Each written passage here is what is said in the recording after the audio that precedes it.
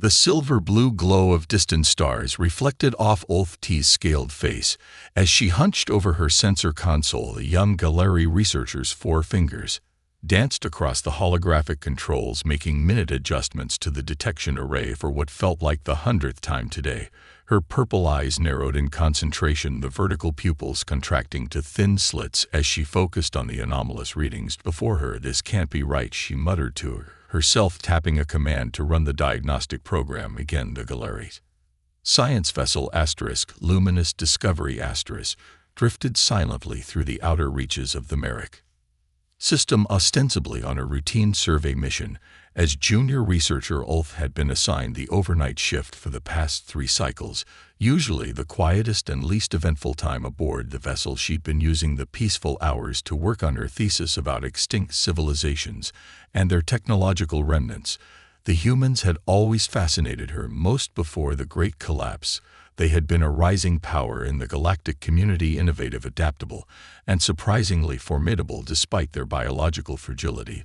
Then, almost overnight, they had vanished from the galactic stage. Some said they destroyed themselves in a war of their own making. Others claimed they fell victim to a plague engineered by jealous rivals. The most accepted theory was that they simply overreached their technological ambition, outpacing their wisdom. Whatever the truth, humans had passed into legend over the centuries. Their abandoned colonies have been reclaimed by other species or left as study sites for archaeologists like Ulf. Their technological contributions, while influential, had been improved upon and integrated into the galactic mainstream. Humans themselves were now just cautionary tales told to jarry hatchlings about the dangers of unchecked progress, which was why the readings on L's console made absolutely no sense. The diagnostic program completed its run and flashed green across her screen. No malfunctions detected. The sensors were working perfectly, yet they continued to show the impossible. A massive vessel of unmistakably human design approaching the edge of the system. L's heart raced beneath her chest plates. Her breathing thin quickened, causing her neck frills to flutter slightly. With trembling fingers, she pulled up the historical database and began cross-referencing the energy signature with known human vessel patterns. The match was undeniable, 95.8% correlation with the warships of the old United Earth fleet, but it couldn't be. Humans were gone extinct. Legends. A drop of moisture fell onto her console, and Lith realized she'd been so intensely focused that her natural eye lubricants had stopped flowing properly. She blinked rapidly to correct the issue, a nervous habit from her hackling days that she'd never quite outgrown. Senior researcher Galen will think I've been inhaling too much stellar dust, she whispered to herself. Yet she knew she needed to report this finding. The protocols for anomalous discoveries were clear regardless of how impossible they seemed. She tapped her communication bracelet. Senior researcher Galden, she called, trying and failing to keep her voice steady. "I've detected something that requires your immediate attention."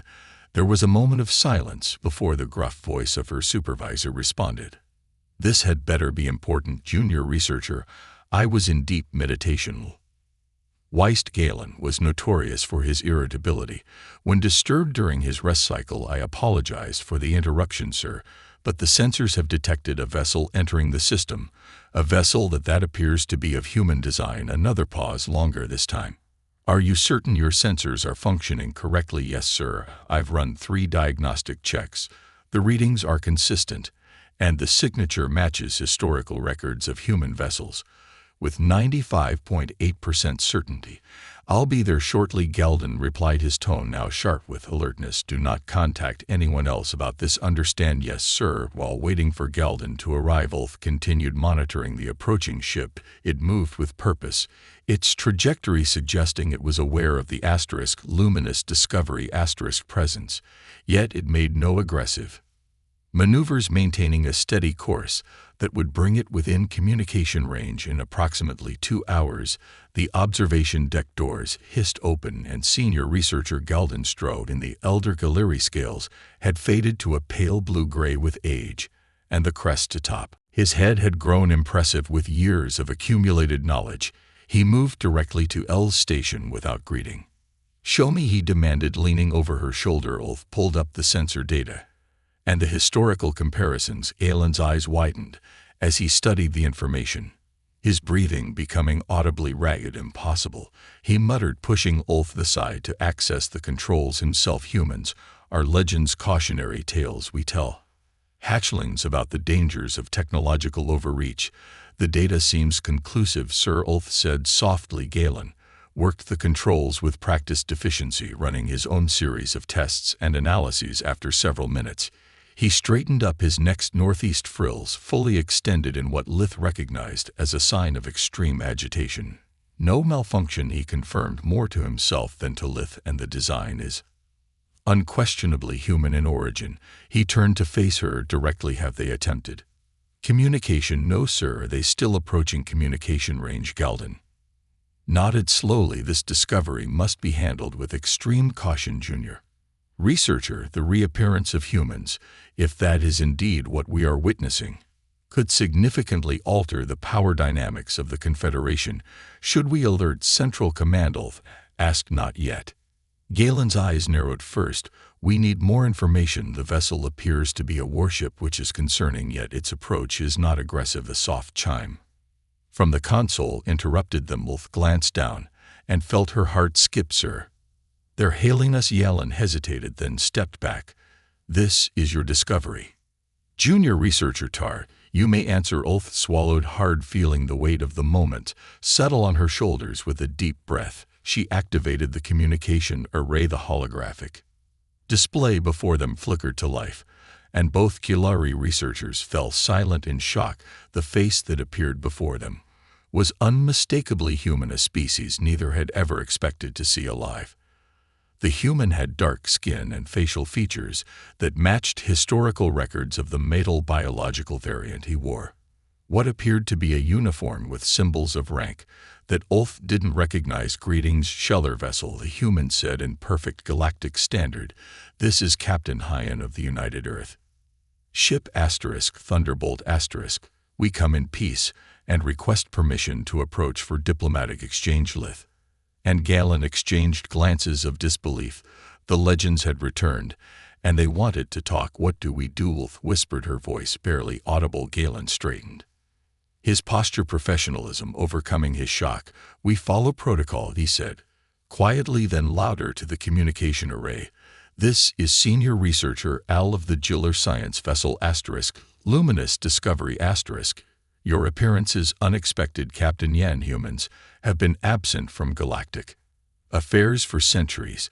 The human's expression remained calm, but Lith thought she detected a hint of amusement in his eyes. We've been away, Senior Researcher, not extinct, and now it seems it is time for our return. As the implications of those words settled in the room, Lith knew that her life, and perhaps the lives of everyone in the Confederation, had just changed forever. The legends were real, and they had just made first contact. Ulf smoothed down her ceremonial scales for the fourth time, trying to calm her nerves. The diplomatic vessel * Peaceful Endeavor * had been rushed into service, its crew assembled from whatever officials could be spared on short notice. As the one who had made first contact, Ulf had been included. Despite her junior status, she stood now in the docking bay alongside 5 senior diplomats, all pretending to be calmer than they felt. Remember your place, Junior Researcher. Ambassador Meladin whispered the cider. The elderly Galler's elaborate headrest quivered slightly, betraying his own anxiety. Observe and record. Speak only when addressed directly. Ulf nodded, clutching her datpad tightly. The past 3 solar cycles had been a blur of debriefings, preparation sessions, and hasty diplomatic training. The news of humanity's return had been kept to the highest levels of government, with rumors already spreading through the lower ranks.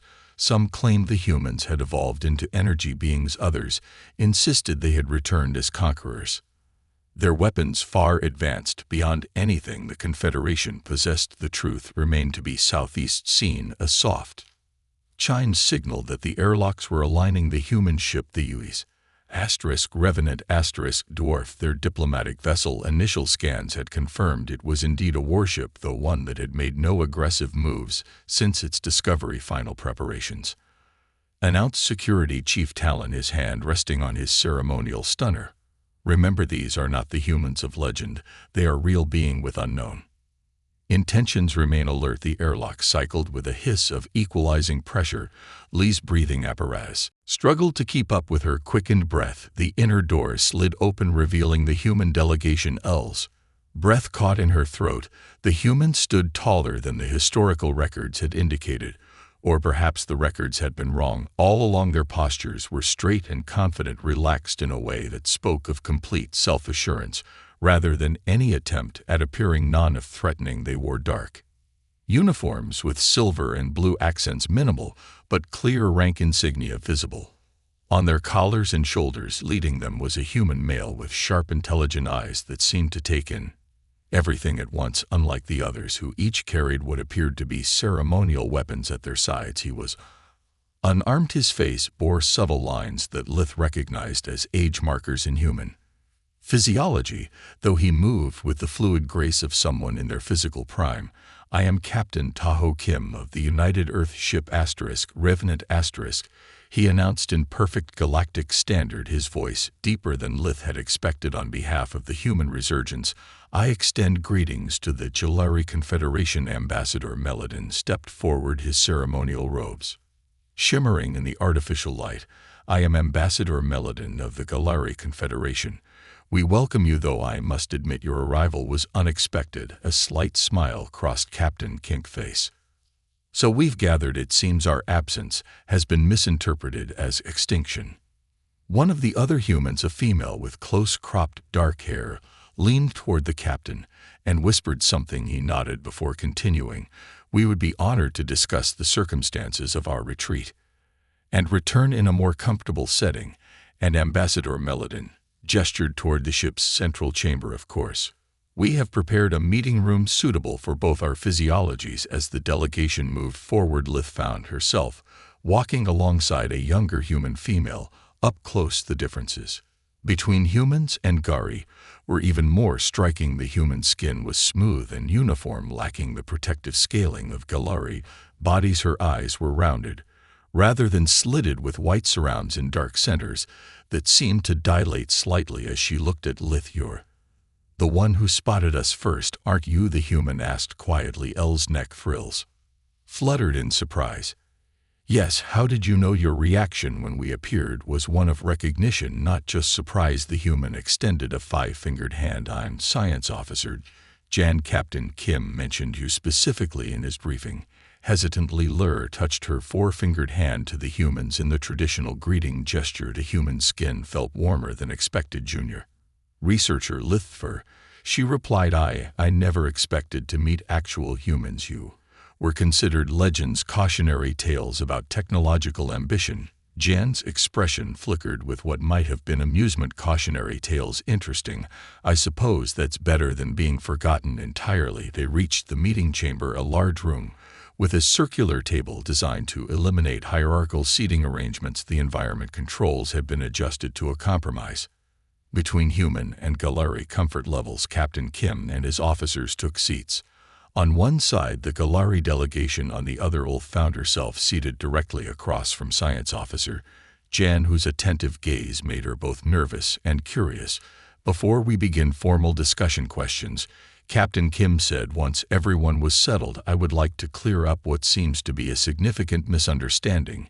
Humanity did not destroy itself, nor did we fall victim to outside forces. Our retreat from galactic affairs was deliberate and planned." Ambassador Mellon's headrest extended fully in surprise. "Planned? You abandoned developed colonies, trading routes, and diplomatic relationships without warning. The historical records show no indication of a coordinated withdrawal, because that was precisely the point." Ambassador Kim replied. "Our disappearance needed to appear complete and, if necessary, catastrophic." One of the Galari diplomats, sector coordinator of ALAC, leaned forward. "For what possible purpose?" Captain Kim exchanged glances with his officers before answering. "Protection, both for ourselves and for the younger races of the galaxy." Ulf couldn't contain her curiosity any longer. "Protection from what?" she asked, immediately regretting breaking protocol. Rather than seeming offended, Captain Kim turned his attention directly to her. "An excellent question, junior researcher Tar. At the time of our withdrawal, Humanity had discovered evidence of an ancient threat moving toward the galaxy, a threat that had already consumed several smaller satellite galaxies. Our scientists calculated that we had centuries before it arrived, time we needed to prepare, and you chose to prepare in secret. Ambassador Malin asked, his tone skeptical. We had to, said science officer Jun. The human diplomatic corps had already observed how other species reacted to potentially apocalyptic threats: panic, denial, resource hoarding, preventive aggression. We determined that a unified response would be impossible given the political climate at that time. Security Chief Talon scoffed. So humans in their wisdom decided to abandon the galaxy to its fate. Not abandon, Captain Kim corrected firmly. Prepare. We established hidden outposts throughout the galaxy, developed technology specifically designed to combat the coming threat, and monitored the development of the remaining civilizations. We always intended to return when the time was right. Ul's mind raced with implications. And now does that time, the threat you predicted, is arriving. Captain Kim's expression grew somber. The Vanguard forces have already breached the outer rim of the galaxy. We've been fighting, delaying actions for nearly a decade now.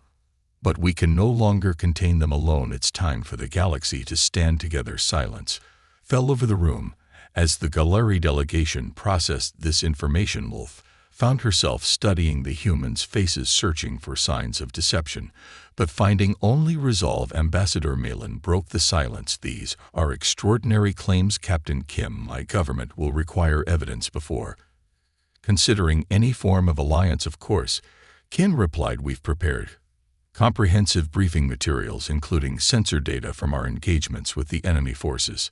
Science Officer Jan will provide complete technical specifications for verification. The human female nodded, producing a data crystal from her uniform pocket and sliding it across the table. This contains everything we know about the threat, including biological and technological analysis. Ulf accepted the crystal, her hands trembling slightly at its significance. Human data storage technology had apparently advanced considerably during their absence. While your experts review our data, Captain Kim continued, I propose a preliminary alliance between our forces. The Revenant is just one of many human vessels that have returned to known space. We've already established forward bases in several uninhabited systems. Ambassador Malin's crest flattened in diplomatic caution. You've been quite busy without anyone's knowledge or permission. Time is nigh. Our ally in this fight, Ambassador Kim replied without apology. Every day we delay is another system potentially lost. As the diplomatic discussions continued around her, Ulf found herself making eye contact with Science Officer Jan again. The human gave her a small smile that seemed to convey both understanding and concern. The legends had returned not as conquerors or refugees, but as guardians who had been working in the shadows all along. And now they were asking the galaxy they had abandoned to trust them with its survival. The question that burned in Elle's mind, one she dared not ask aloud in this formal setting, was simple. After centuries of absence, did humanity still remember how to work with others, or had their self-imposed isolation changed them into something as alien as the threat they claimed to be fighting? The central chamber of the peaceful had been transformed for the cultural exchange session. Giller artifacts lined one wall while human items occupied the opposite side. In the middle, a holographic display showed rotating images of both species' homeworlds, artistic achievements, and historical milestones. Ulf arrived early, setting up her recording equipment with meticulous care. This session would form the cornerstone of what would surely become her life's work, documenting humanity's return. Her fingers trembled slightly as she calibrated the audio sensors, still not quite believing she was about to hear firsthand accounts of the centuries-long human absence. Need help with that? Ulf turned to find Commander Ju standing in the doorway. The human officer wore a more casual uniform today, with fewer insignia and a relaxed fit. Ulf had spent enough time studying human facial expressions to recognize the friendly smile. No thank you, just final adjustments, she replied, fighting to keep her neck frills from fluttering with excitement. I want to ensure nothing is missed. Jae Woo nodded, walking further into the room. He was of average height for a human with dark Hair cut short and eyes that seemed to carry more weight than his apparent age would suggest I understand this is important for both our peoples. He examined the Galactic artifacts with genuine interest. Beautiful craftsmanship. Is this ceremonial or functional? He pointed to an ornate breathing apparatus. Both Ulf explained, grateful for the chance to ease into conversation. It's worn during the hatching festival, but it also filters air more efficiently than standard models. More participants began to arrive: 3 senior Galactic diplomats, 2 human officers, and various support staff from both vessels. Ulf noticed that Captain Kim was not present, likely engaged in higher-level discussions. Elsewhere, Ambassador Meladin called the session to order with a formal greeting. We thank our human guests for this opportunity to rebuild cultural understanding. Today's session will focus on the period known to us as the Great Collapse, the time when humanity seemingly vanished from galactic affairs. All eyes turned to Commander Ju, who had been designated as the primary human representative for this discussion. He moved to the center of the room, standing beside the holographic display.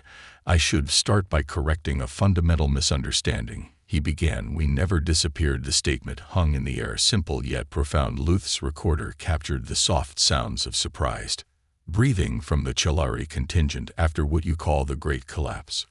What we termed Operation Twilight. We retreated to the edges of explored space to rebuild. For centuries, we watched the galaxy from the shadows, learning and growing. A holographic display shifted to show star maps with highlighted regions along the galactic rim, far from established trade routes and inhabited systems. This retreat was not the result of catastrophic war or plague, as your history suggests. It was a deliberate decision made by a unified human government after detecting a threat that we believed would eventually endanger all life in the galaxy. One of the Galactic diplomats raised a hand. If this threat was so severe, why not warn the galactic community? Why abandon your allies without explanation? Asian J. Wu nodded, as if expecting this question. A fair point. The decision was controversial, even among our own people, but our predictive models showed that an immediate warning would lead to one of 2 outcomes: either panic and social collapse across multiple civilizations,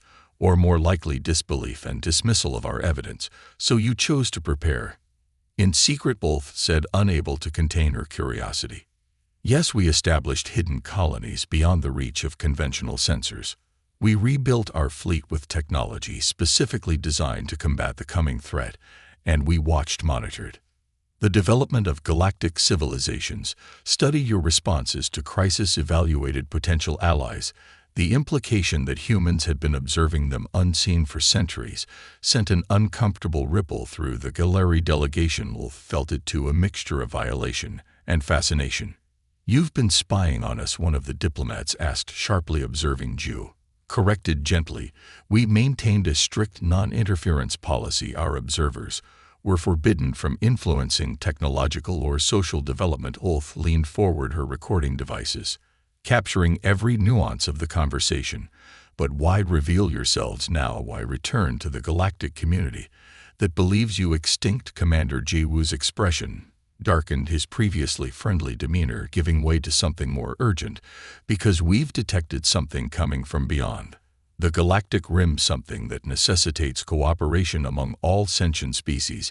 He gestured to the holographic display, which shifted to show deep space sensor readings. Strange formations appeared, moving with unnatural coordination between star systems. We call them the Voidctive. They're not a species as we understand the concept, more like a networked intelligence that consumes all organic and technological resources it encounters, incorporating them into itself. The display showed imagery of bizarre ships, if they could even be called ships, that seemed to blend mechanical components with organic material in ways that defied conventional engineering. They arrived at the outer rim 30 of your cycles ago. Our long-range scout vessel detected their approach and engaged in preliminary skirmishes to assess their capabilities. 30 cycles. Ambassador Mellon's voice rose in alarm. You've been fighting this enemy for 3 decades without alerting anyone. Jadwu nodded solemnly. We've been holding them back, containing their advance to uninhabited systems while we prepared for full-scale war.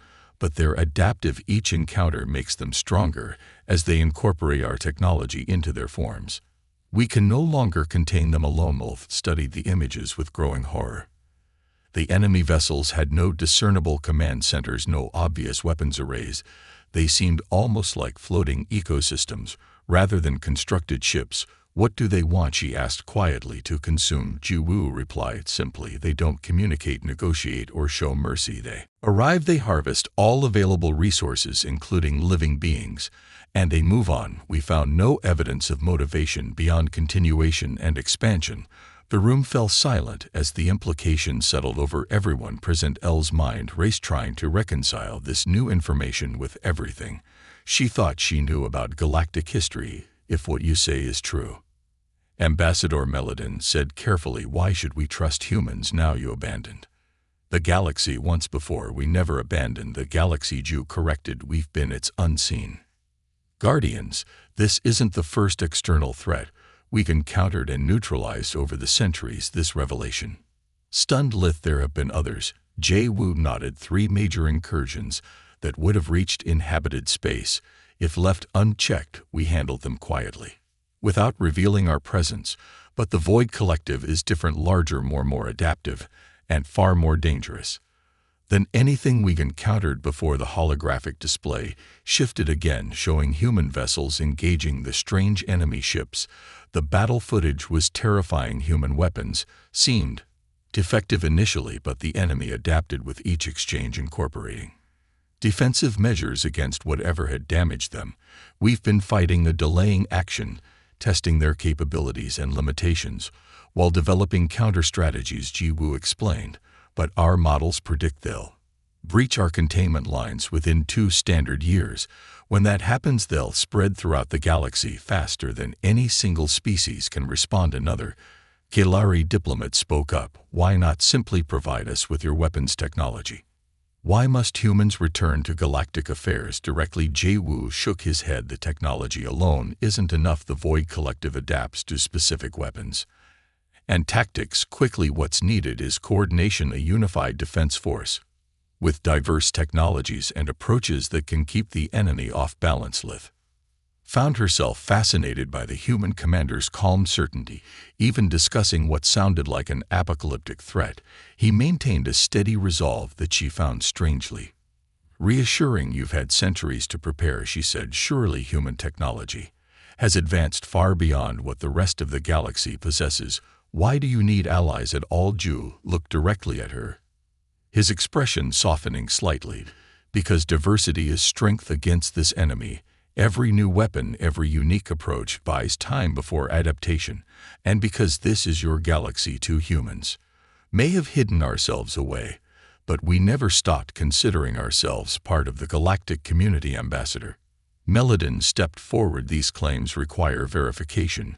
We will need to inspect your evidence thoroughly before bringing this to the High Council. Of course, Jiwoo agreed.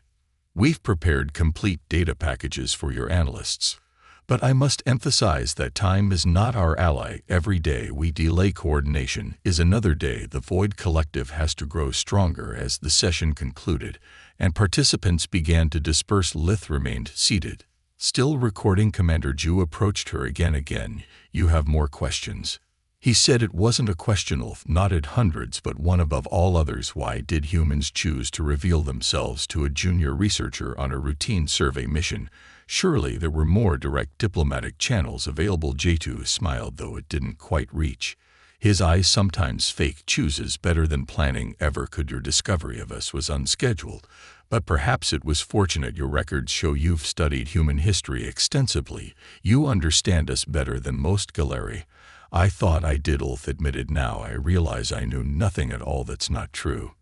Ju said you knew enough to recognize us when others might have fired first and asked questions later. Sometimes understanding begins with simple recognition. As Ju left the chamber, Ulf sat alone with her thoughts and recordings. The legends had returned, but not as conquerors or refugees, as guardians who had been standing watch all along, and now they were asking for help against a threat so terrible it had driven them from hiding. The question that remained was whether the galaxy would choose to trust those who had once disappeared without a word. The Grand Chamber of the Galari High Council had never hosted so many species.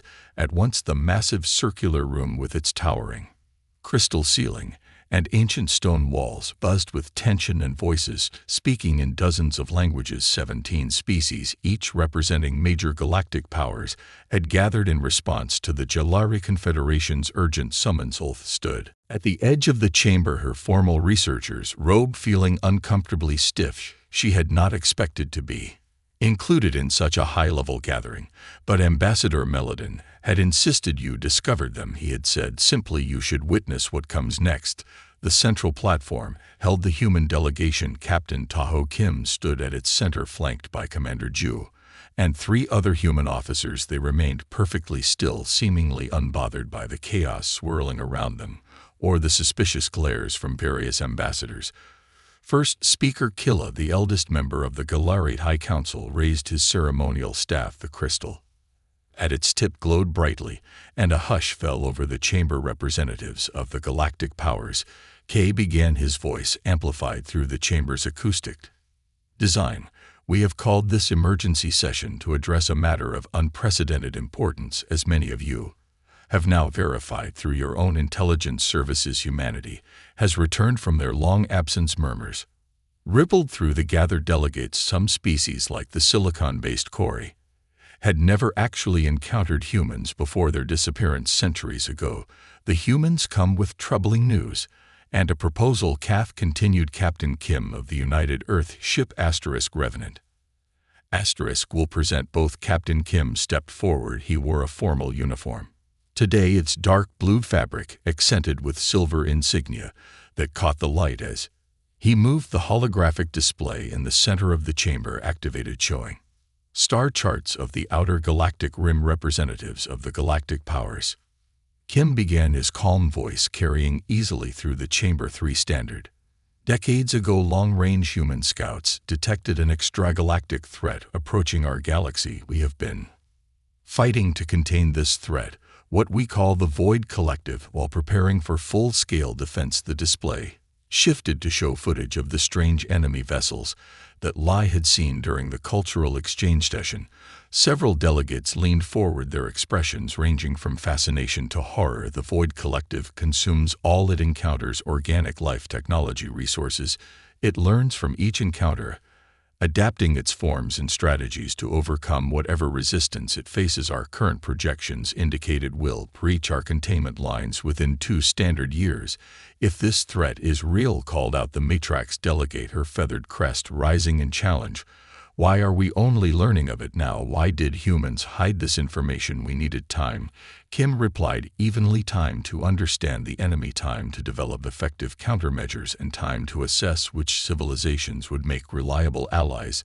This last statement caused an immediate uproar. The Vorks ambassador, a tentacle being floating in a containment field, moved to the front of his delegation. They abandoned the galaxy once before, he shouted, his translator struggling to match the emotional intensity of his native speech.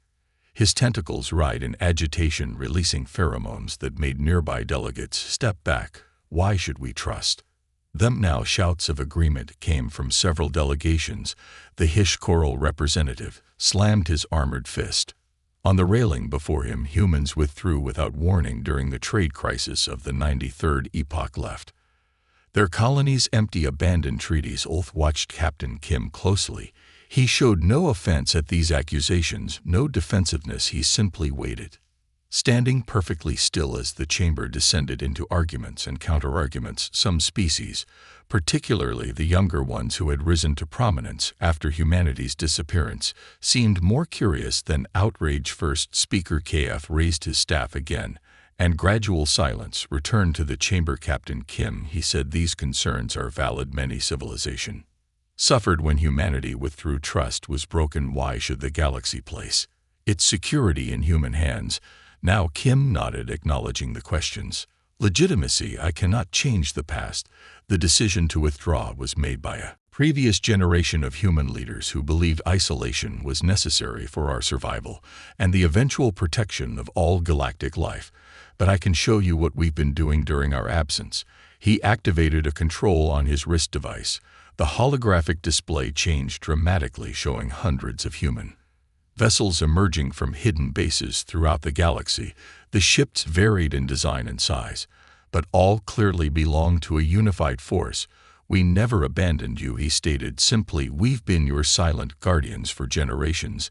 The display zoomed in on various stars systems, many recognizable to the delegates present. It showed human vessels intercepting and neutralizing threats. A massive asteroid, diverted from a populated world as solder flare, contained before it could reach an inhabited planet. A rogue machine intelligence, disabled before it could spread. 3 major incursions from beyond the galaxy have been stopped by human forces without any species ever knowing they were threatened, Kim continued. "We maintained a network of observation posts throughout known space.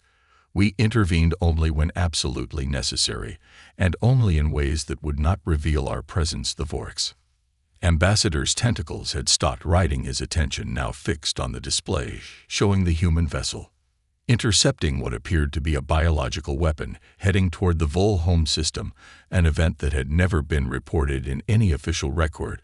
"Why reveal yourselves now?" asked the Corey representative, their crystalline form vibrating with curiosity.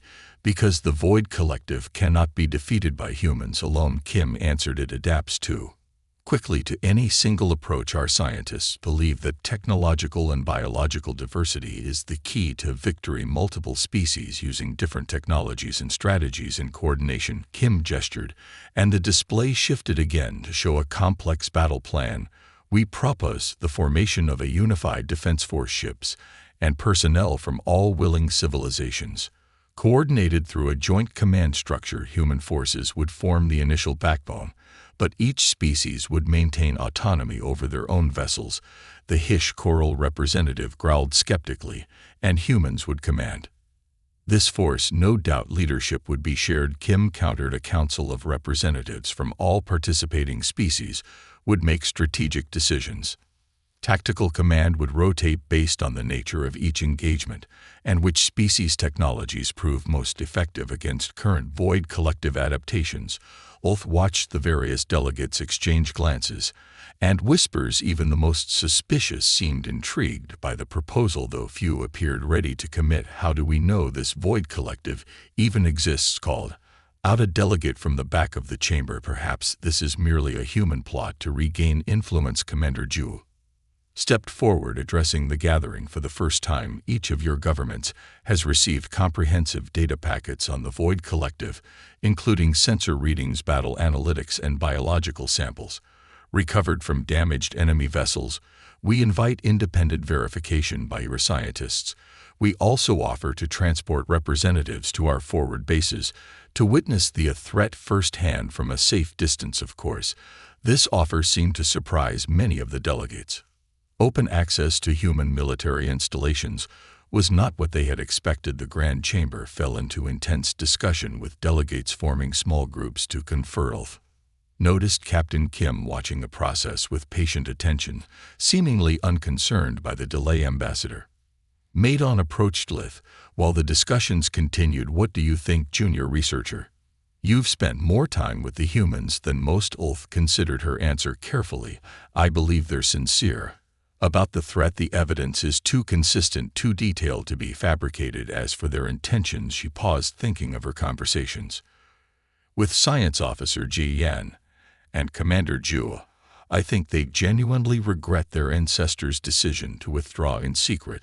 They're trying to make amends while preventing a catastrophe." Melon's headrest shifted in the pattern that indicated thoughtful consideration. "Perhaps, but centuries of isolation may have changed them in ways we cannot yet understand." First Speaker Kath called the chamber to order. "Once more, we will need time to verify the human data and consult with our respective governments. This proposal represents a fundamental shift in galactic affairs." Captain Kim nodded. "We understand the need for verification, but I must emphasize that time is critical. Every day spent in deliberation is another day. The Void Collective has to grow stronger and adapt to our current defenses. We will reconvene in 3 standard days," Kalaf declared. "Until then, each delegation may send scientific and military observers to examine the human evidence and visit their forward bases if they choose as the session concluded. Ulf noticed Captain Kim looking directly at her across the chamber. He gave her a small nod that seemed to carry a message. This is just the beginning. The humans had emerged from legend to warn of a threat beyond imagination. They had offered evidence, access, and alliance.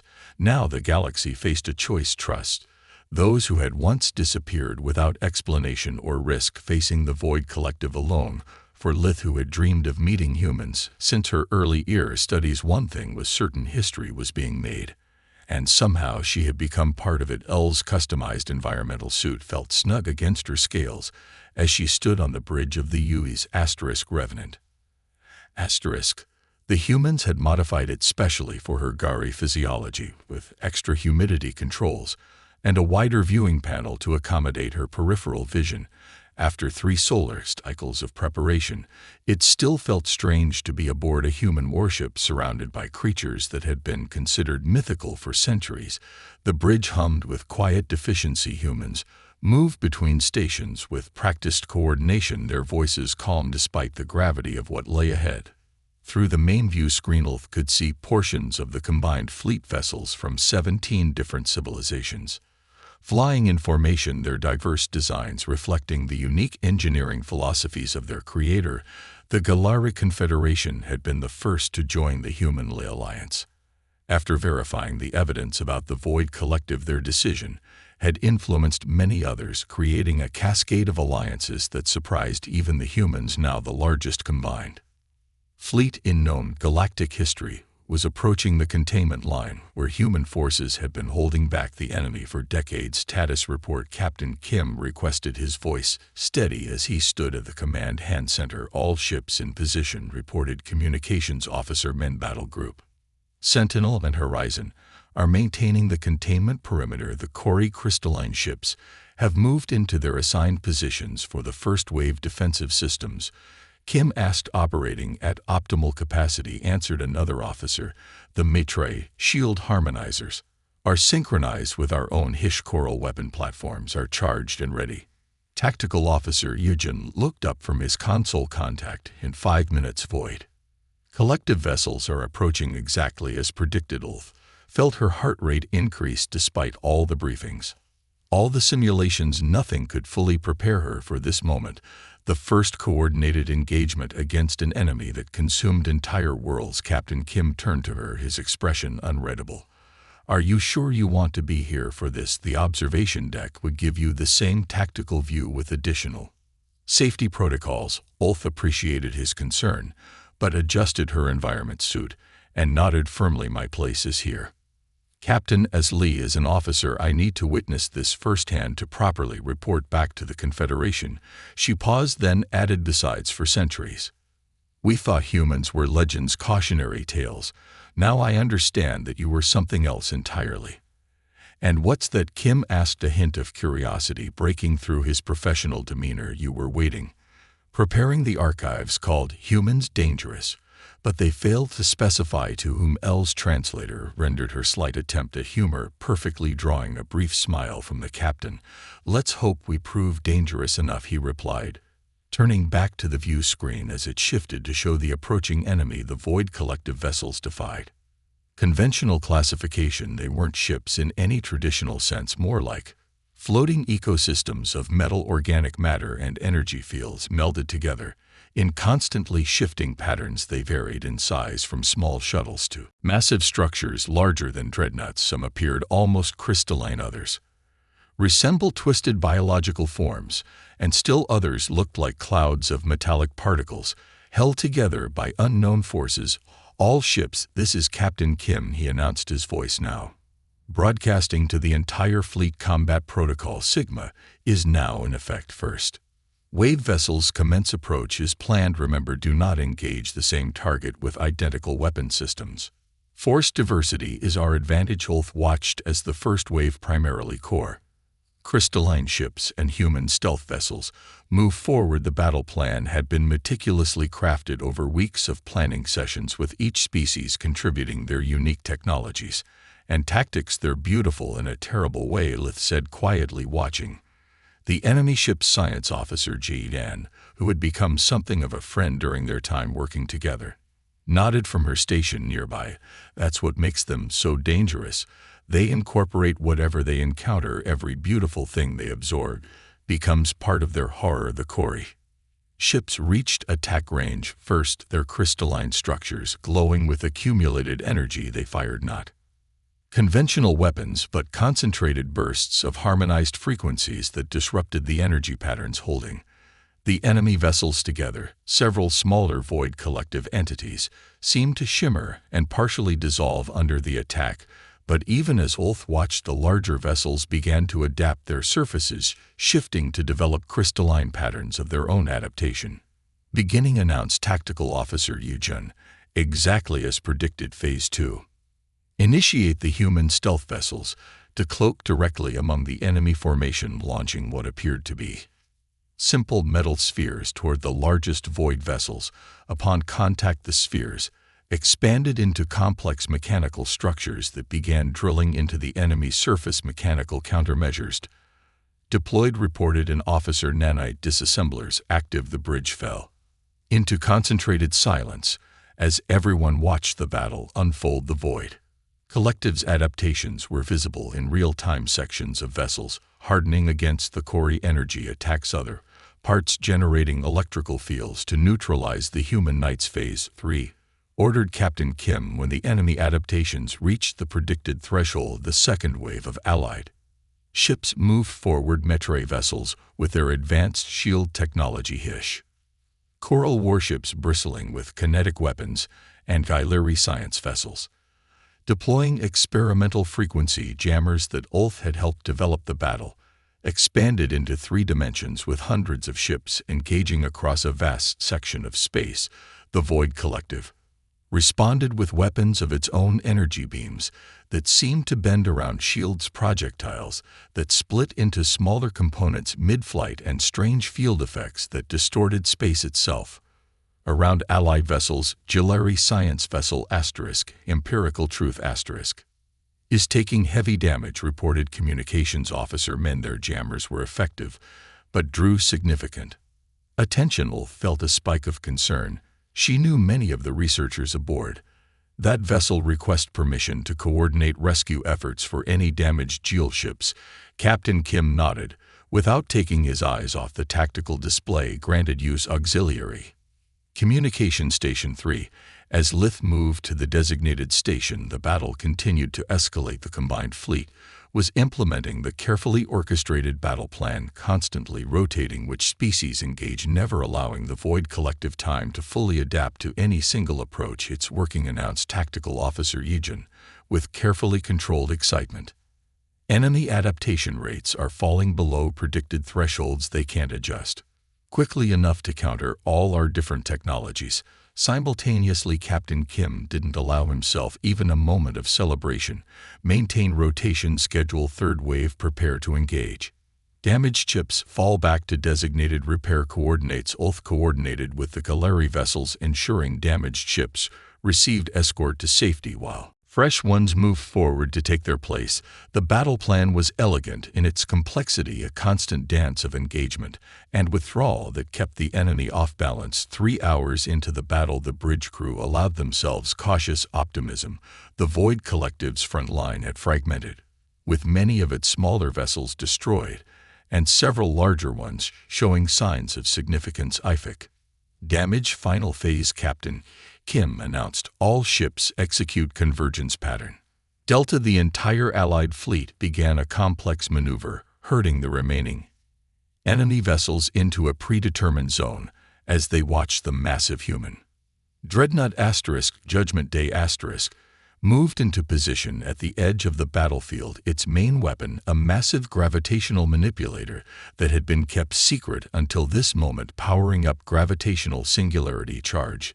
And ready came the report from the Dreadnought containment field. Stable, awaiting your command. Captain Kim looked around the bridge, making brief eye contact with each officer present, including Lith. This is for all the worlds they've already consumed, and all the ones they never will. He took a deep breath. Execute. The Judgment Day fired its main weapon, not a destructive beam, but a focused gravitational distortion that created a temporary controlled singularity at the center of the trapped enemy fleet.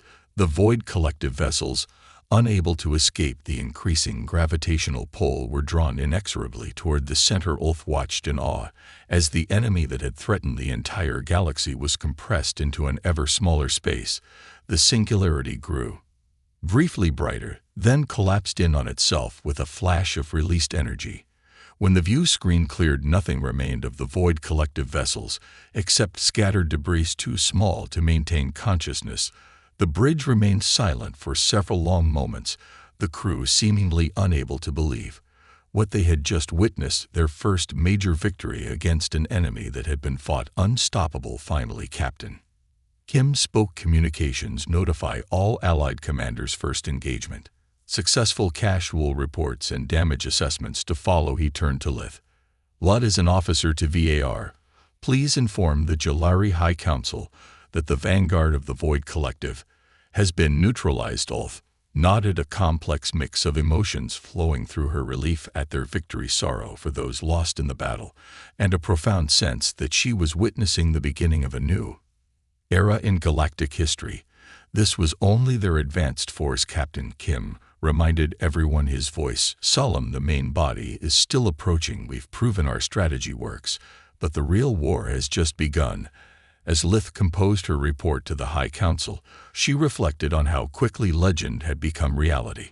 Humans had returned from myth to save a galaxy that had all but forgotten them, and now 17 species that had never before united for any cause were fighting side by side. Perhaps that, she thought, was the humans' greatest achievement, not their technology or their tactics, but their ability to unite the galaxy against a common threat. The archives had indeed been right to call humans dangerous, but they had failed to mention that sometimes the most dangerous ally is exactly what you need.